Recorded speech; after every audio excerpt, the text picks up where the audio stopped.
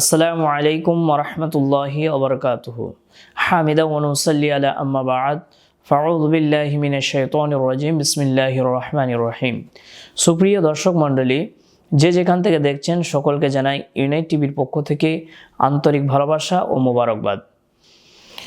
রমাজানুল মোবারকে আজকে বিষয়বস্তু হলো একটা ফজিলত সম্পর্কে আলোচনা করব।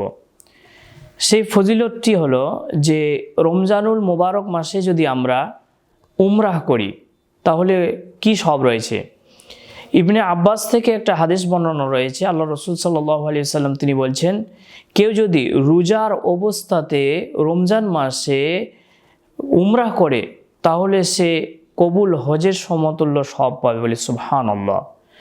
আল্লাহ রসুল সাল্লাল্লাহু আলাইহি ওয়াসাল্লাম ওই হাদিসের মধ্যে বলছেন কবুল হজের সমতুল্য সব পাবে, আবার সে আমার সাথে হজ করলো এরকম সে সমতুল্য সওয়াব পাবে বলে সুবহানাল্লাহ।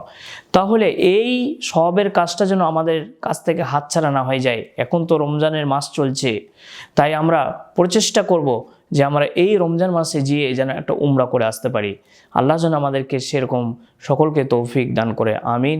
ওয়া আখিরু আলহামদুলিল্লাহি রাব্বিল আলামিন। আসসালামু আলাইকুম ওয়া রাহমাতুল্লাহি ওয়া বারাকাতুহু।